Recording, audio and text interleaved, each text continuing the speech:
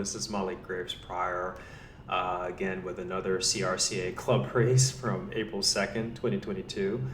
I have to say that particular, when I heard that person say that, give that little wee, I literally was just laughing to myself. So, this was actually a rather cold one today. It was clocking in at a real feel of about 32 degrees, and as you can see from the directional arrows, we had a very strong northwesterly wind. So I think it was an average of like 10 to 15 miles an hour, and it was gusting like 15 to 20. So I knew coming in that this was going to make the race dynamics very interesting. So that played into the strategy that I had going into this particular race. However, this particular race analysis is going to be a little different, and that's because this was a 6-lap race, but honestly, and I still, for the life of me, I still don't know why. But for the first 4 laps or so, 4.5 laps, this was just like god awfully, like painfully, excruciatingly slow. And for all intents and purposes, nothing happened. I think it was actually maybe the first 4 full laps. The first 4.5 full laps in. So, after I do this little intro, I'm actually gonna skip to later on where some fireworks started to happen, and there's some stuff that some interesting stuff to talk about. So, just to give you a little flavor of what was going on, right as you saw at the very beginning, someone had decided to launch an attack. It was it wasn't that fast, but the field was just like, yeah, we're not going to respond. There were a few people that were chatting, and you can see here that another person tried to attack, but again, just like the first one, it wasn't particularly fast. And so everyone was like, well, they've been neutralizing us, the first half of the lap to get us through not Harlem Hill, the downhill before Harlem Hill. They would just neutralize us and take us slow. So we were like, well, are we neutralized or not? But I think, over time, the field was just like, okay, you know what? They're just going to let us go. So we might as well just do it. So, the speed started picking up, and we saw, you can see the flashing, motorcycle up ahead. That was the first person that tried to, do his break. And then I think it was a person in pink, or maybe it was orange, that's like right behind them. And so, the field is just, rolling it back in, like, really nice and easy. And it was just like, yeah, this is just the way the day is going to start. So a few things, just for some very quick background. This was actually my first race coming in where I was completely healthy. Thank God, because for the past 2 weeks prior to this, I had either been just like laid flat on my back sick, or just coming back from being sick, so I had no repetitions on my legs, and I was just fodder for all intents and purposes. So after a week of training, and for those of you that saw the Randall's Island analysis that I did, that was I think it was race analysis number 7. This one being number 8. For those of you that watched that one, you saw, I had power, and I was able to, do what I wanted to, but I had no lasting power. The amount of time that I could actually hold my power threshold just was not there. So, I went back into the engine room with my coach, and I was just like, I need to basically shake off the rust. So we basically spent, the week leading up to this race just, reopening my legs and getting myself ready again, and, so that I could ride the way that I normally like to ride, and the way that I like to ride. So coming around, we made it through the downhill. And I'm just moving my way up because, as always on Harlem Hill, someone tries to do something. Sometimes it works, sometimes it doesn't. More often it doesn't. But you can see that person. I'd actually made a mistake earlier. Those two flashing lights, those were pedestrian cyclists. So the person that actually came into frame just up ahead on the left-hand side, that was the person who had broken away. And so I saw this NYCC rider going to the front. And you can see I'm only doing 400 watts or so, not particularly big. I'm actually taking it very, very easy. And I'm also looking at the speed. I'm like, well, we're only doing 16 miles an hour. Okay, I can dig that. But it's also the first lap. I'm like, people are trying to warm up and so on and so forth. So the person who had actually tried that break from the start line, he went again. But again, he's not really getting away that fast. You guys have heard the phrase that I used in the first CRCA race. I called it escape velocity. And so, being able to tell whether or not someone actually has basically the legs and the speed to get away, you can kind of gauge very quickly whether or not it's worthwhile to either try and bridge or just close it down and put a stop to it, or just let the person dangle. So this was a situation where I was just like, I'm not spinning any bullets. We're in the first lap, you're gonna have to show me something a little bit more than that. So that was actually basically what happened for the for the next 4 laps. Basically, an attack like that would go off. It would slow roll, and the field would slowly but surely reel it back in. And now we saw that we went up over Harlem Hill. It was like, I think we hit a low of like 14 miles an hour. It was like probably an average of like 16. And the B field normally will do Harlem Hill at like 19. So it was really, really slow. And then coming in through the sisters, I'm like, okay, this was the first of the sisters. Which is the defining characteristic on the western side of Central Park. It's the 3 climbs that you can kind of see in the course map at the bottom of the video. You can kind of see after the major climb of Harlem Hill, you have like three little pinpoints, and we call those the 3 sisters. So we just finished cresting the first one. Now we're in the little downhill valley between the first and the second one. In like a minute or so, we will start cresting into the second sister, and then it'll be a little downhill between the second and the third. Then we'll hit the third sister, and then it'll be the major downhill before we hit the Tavern on the Green climb, which is the next bump right there before it comes around. And then you see the next big riser is Cat's Paw, and then going through the next big one is Harlem Hill. So that's that's basically a description of the different sticking points on the Central Park course. So like I said, this was just a beyond aggravating race, because like I said, the first 4 laps or so were just like this. They were just dog slow. Any chase attempt would literally also be dog slow. Any brake attempt was dog slow.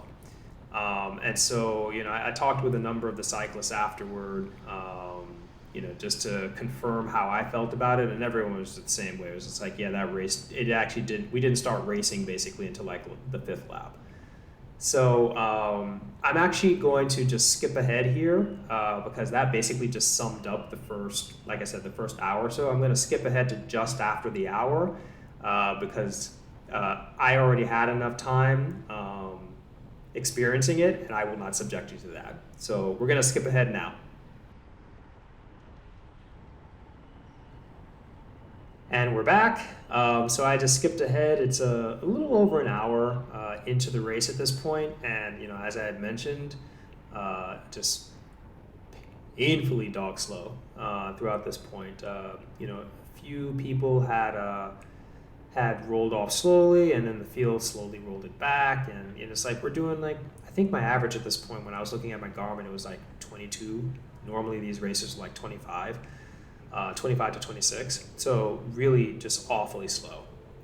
So you can see coming around, getting into the straightaway on Engineers, the Engineers Gate straightaway.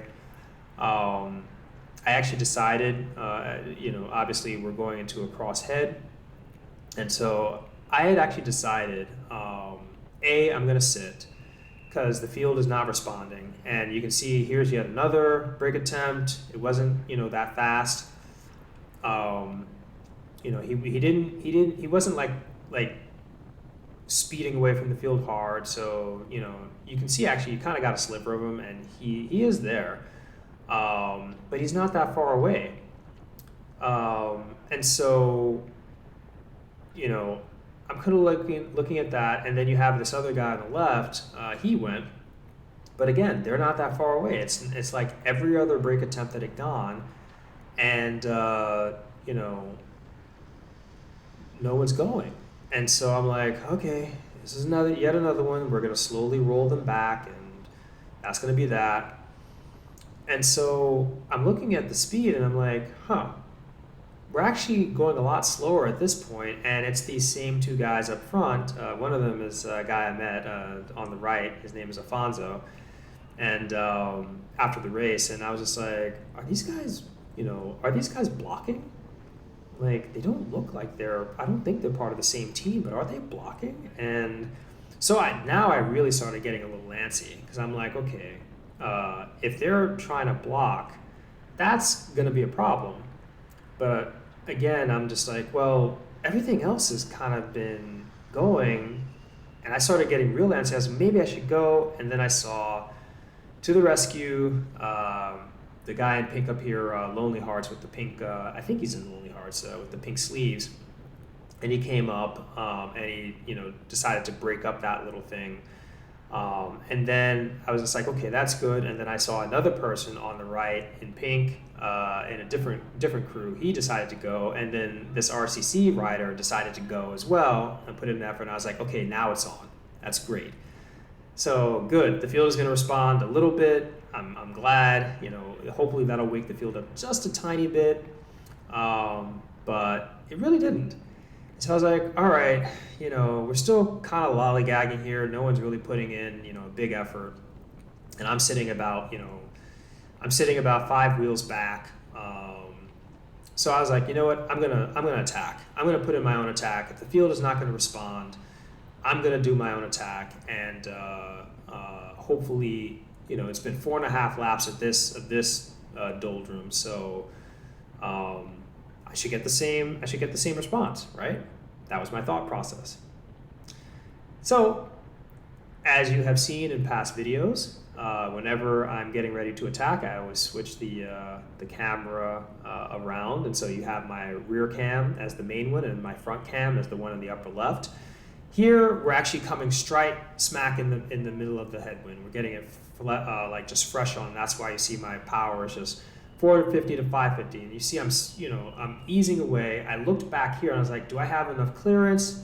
And then boom, I punched it up over 850 watts, and I held an 830 watt average for about 15 seconds to get clear of the field.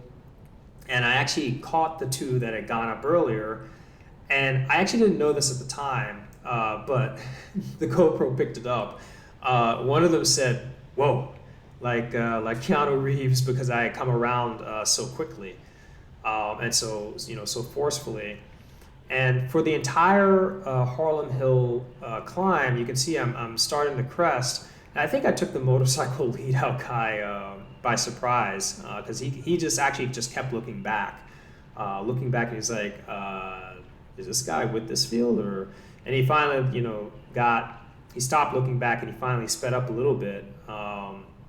So I got to the top of Harlem Hill here, and then I was just like, okay, I can settle in a little bit, recover my heart rate, because I had hit 182 BPM, and you can easily get 30 miles an hour or so going downhill, and I did for that 1 minute effort to get up and over Harlem Hill, my power was 624 watts on average.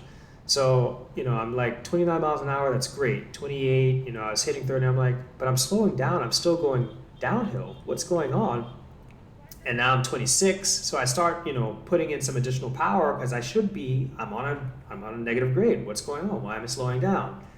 Well, shock and surprise, the weather gods had decided to make the wind no longer a steady northwesterly wind.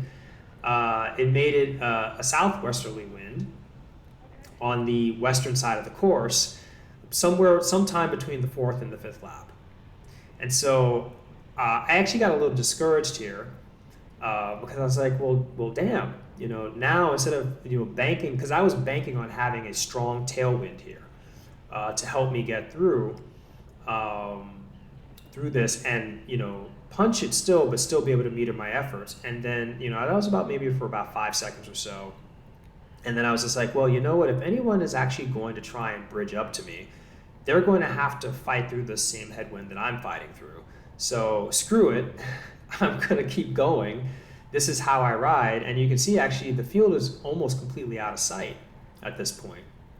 And so I'm actually using the terrain also to my advantage here. I'm in the valley between the two sisters. I just started cresting the second sister, and you can see I was able to bring my heart rate down from like 180, 182 to about 176. So my max heart rate is like 185, so I'm like, okay, ride the red line, use the valleys between the sisters to bank some heart rate, and then be able to punch the sister again, with a 450 to 550 watt effort to get up and over. And you can see right here, I just crested the top of the sister, I hit 178, and the field is still almost out of sight, and now I'm using the fast downhill again to bring my heart rate down, bring my power down. I'm still gaining speed even though I'm going into a headwind because I'm trying to meter my heart rate and just bring it down to a place where I can sustain this for the next basically lap and a half, 9 miles. And so now I've been able to successfully bring my heart rate down to 174, 173, and I think I may have gotten it down to 172, but this is where I'm able to just ramp it back up, and now I'm just holding steady state for 450 to 470, and then I punch it up over 500 watts for a quick second just to get over the third and final sister. And then right here, I'm completely clear of the field. I took a look back. I'm like, this is the fastest part of the course, and so I should actually, if things work out in my favor and the field decides it's not going to chase, like it's basically done for the last 4.5 laps, then I'm clear. I'm literally scot-free. And so coming through here, I'm like, I know the field likes to do, like I have to get it up to 30 miles an hour at a minimum, and ideally I want to get it like 30 to 32, and so I'm seeing my speed coming down, and that's when I decide, looking back, I don't see anybody, so I put it back up to like 300 watts to get, and I'm like 30 miles an hour, fantastic. Now let's keep that there. And so you can actually look way back, you can see 3 bodies right there. I didn't see them, like I still can't see them at this moment in time, but I'm actually worried about my speed because I'm like, okay, I know I'm hitting the headwind again, but I'm still worried because I need to be like in the low 30s at this point, and without a headwind, I would be in the low 30s. But I was like, I can still stay away as long as the field doesn't wake up. And this is where my break attempt came undone. 3 people had, the 3 people that I'd mentioned earlier, they were still there, but then another 3 people tried to bridge up to them. And then that's what woke up the field. I had spoken with some of the racers afterward, and I was just like, what the hell happened? Why did, for 4.5 laps, no one respond to anything? And then all of a sudden, I go off and then they respond. And they didn't know either, the people that I'd spoken to, but looking at the GoPro, it was because, and my coach, Rick Sorensen of Velojon, he called it. He, even before seeing the GoPro footage, he called it. It was like, what probably happened is, the field, when they see one or 2 people go up, they're not going to really respond. But if they see like 3 to 7 people go up, they will definitely respond to that. So at this point, I looked back and I saw the field, and I'm like, let me hit them in the mouth again. So you saw I just punched it up over 500 watts because this is the tavern on the green climb, You can see the elevation map. And so I was like, if I can increase my lead here,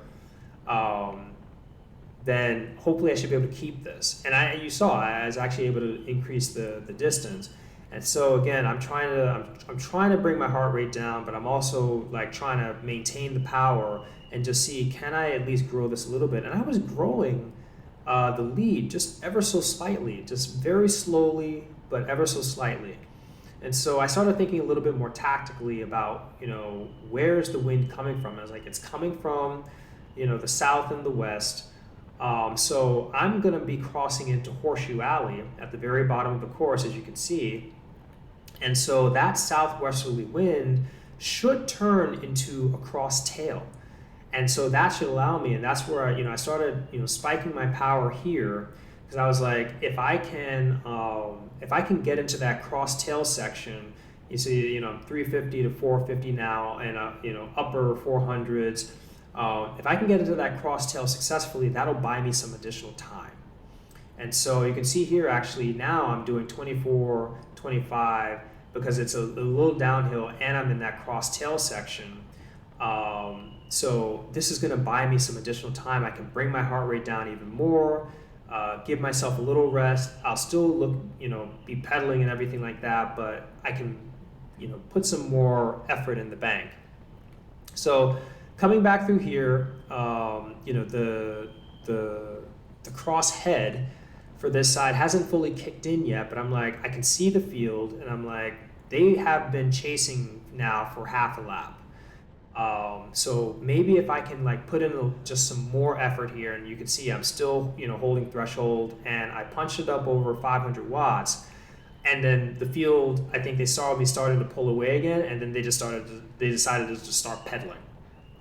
And as my coach says, if the many decides that it's going to get you, they will always beat the one.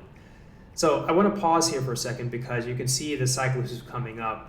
That's Afonso again. His move here was it was brilliantly timed. It was absolutely a tactical, brilliant effort.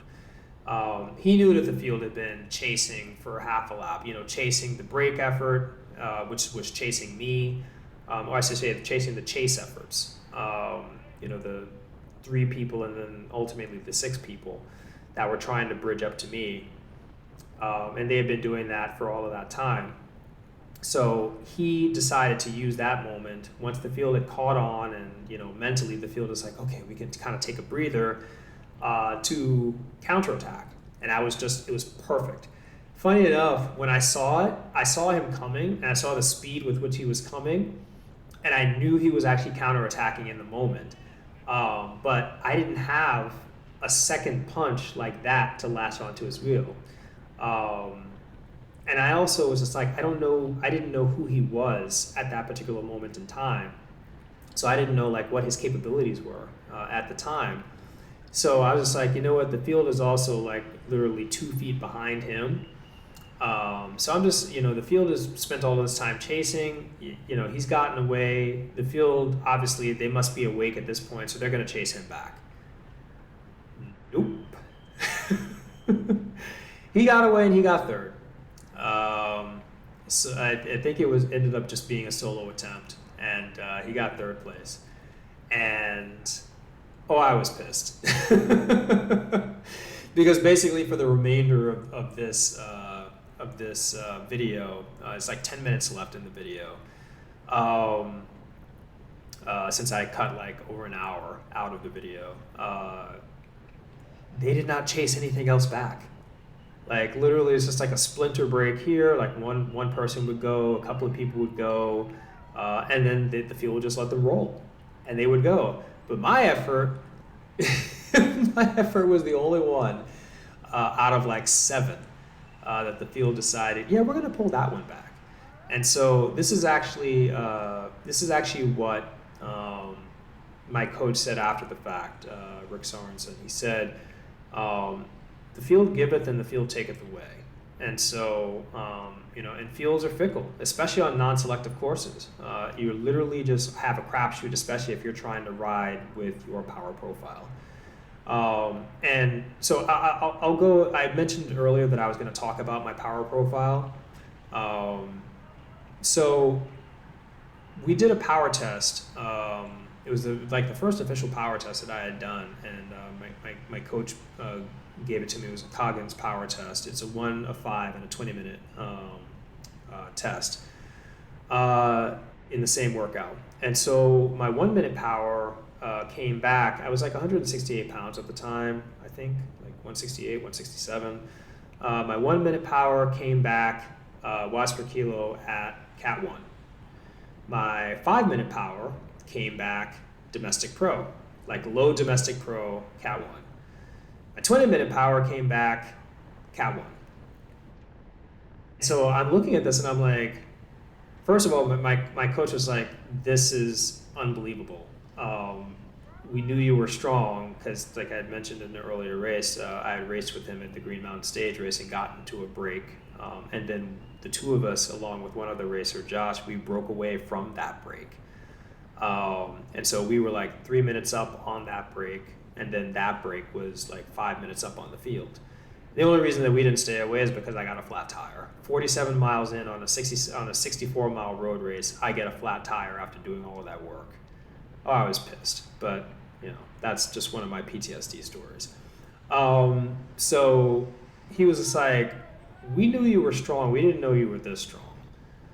But so you're probably watching this and being like, well, if you have that kind of power, what are you doing like hanging around in a Cat 4 field?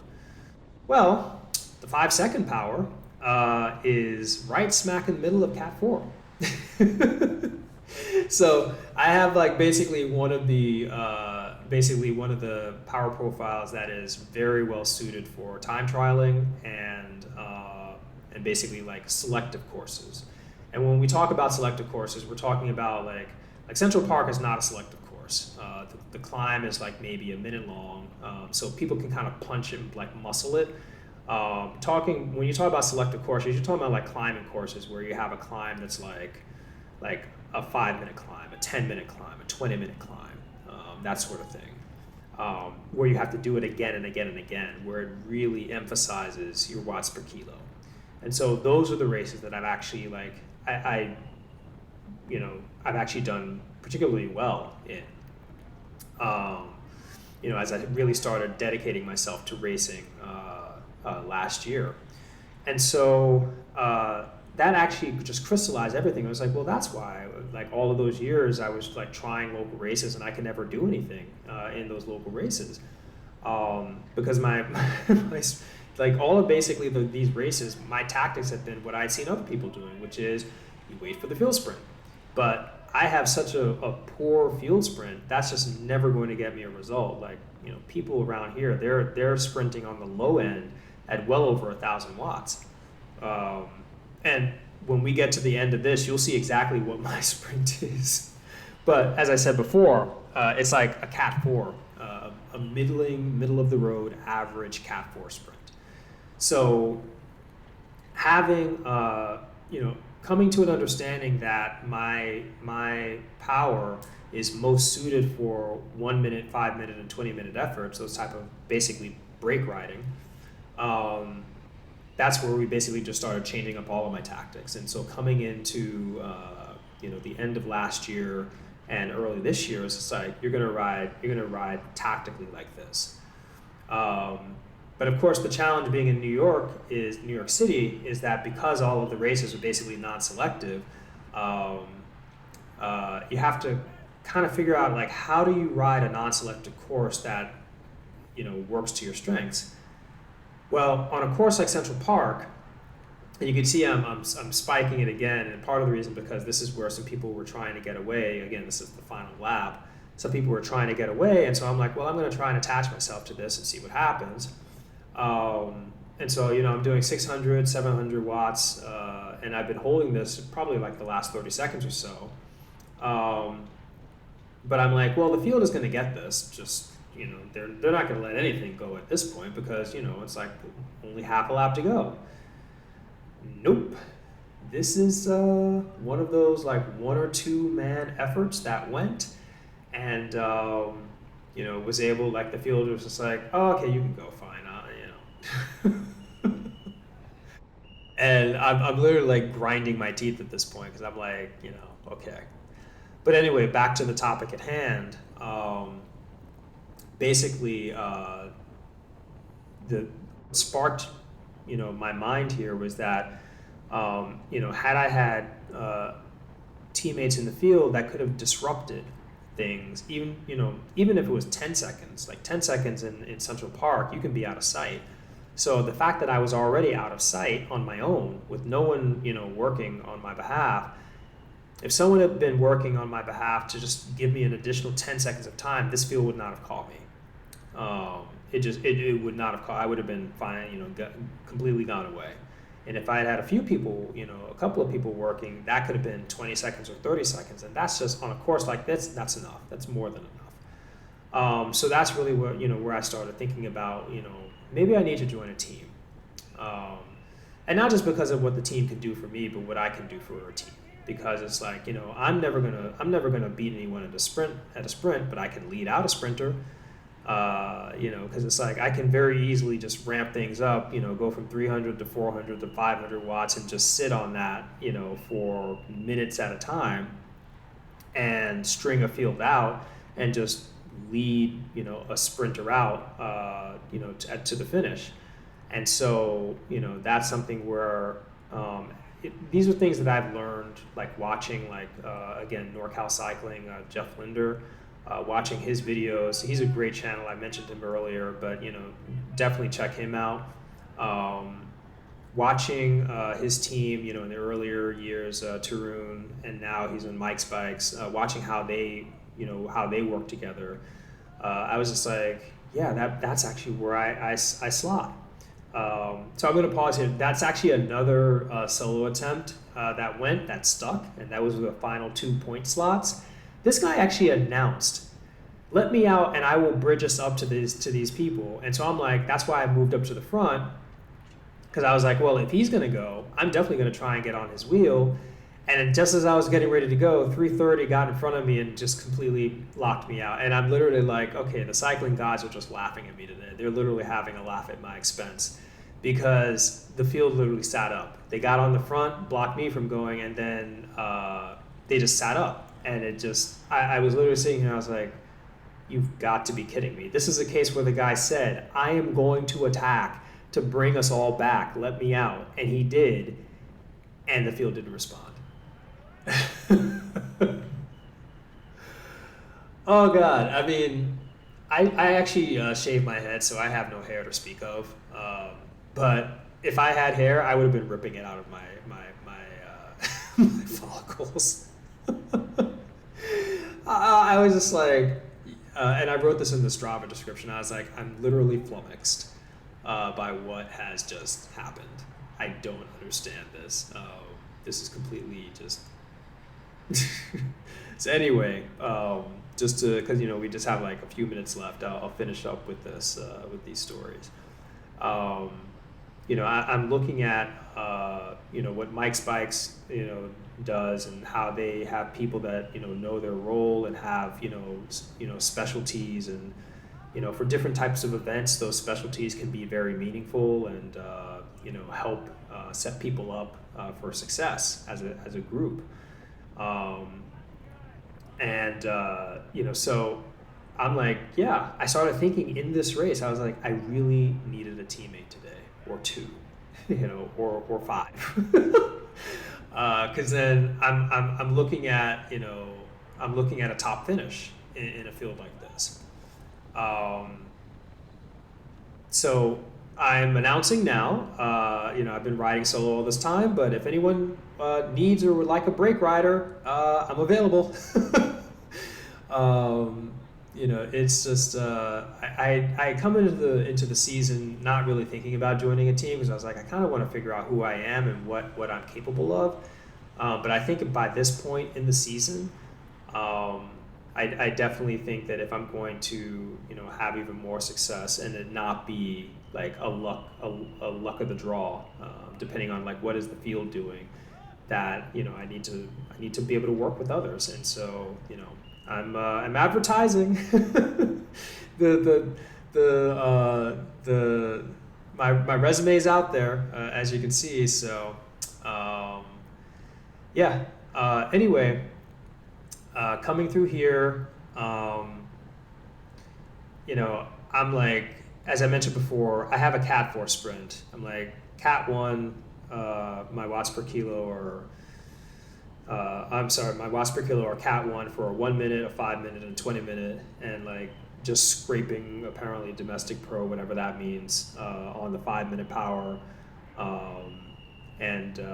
For that 10-minute effort, like I said, my normalized was 405. And so I'm just like, well, I'm basically rested. I'm completely rested. So, and I have no points. So let me try and practice a sprint. It's like, I suck at sprinting, but yeah, let me just see what I can do. And you will get a chance to see what a a sad Cat 4 sprint looks like from my perspective. So yeah, just to do the last few things, I've actually got another race analysis video. I'll be posting that up in a couple of days. It's the race that came in the next day after this, April 3rd, in Prospect Park. And I had been talking with one of my friends who is a Cat 3, and I just told him about my experiences in this race, and he was like, well, it's early season for me, and I'm not really in shape at the moment, so I'll work for you. I'm racing in that race. It was a 3-4 field.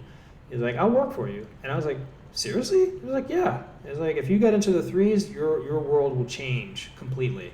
So, he was like, how many points you need? I was like, I need 7 points. And he was like, oh yeah. You have the power to if I'm working for you have the power to get away, and stay away. And, this won't be an issue. We'll get you those points, and, let's just try and game plan something on the fly. He actually told me this like on the start line. So, my original plan had gone out the window, and it's actually really interesting. So I'm going to be posting that up in a few days, and you'll get to see what happened in that race. But just to finish this out, I just wanted to say, if like I said, I got like another 45 videos or 45 races on the season coming or so. It'll be like over 50 races by the time Labor Day hits. I'm basically racing like twice a week, and then I started racing in February. So I got a lot of races, a lot of race analysis videos coming. I use these to learn, and I also use these find my mistakes and find why things happened and where, and also to use it to teach, pass on whatever I've learned from watching others, like I mentioned, NorCal, vegan cyclists, nation's #1 beast, the Williams brothers and Legion, pass on what I've learned from watching their videos, and hopefully it can help you. So if you like my commentary, definitely please feel free to like, comment, and subscribe. A lot more coming. And with that, we're actually coming into the final sprint. Foundation here in the red got in front, and I let him out because I was just like, I need someone to, shield me from this cross head.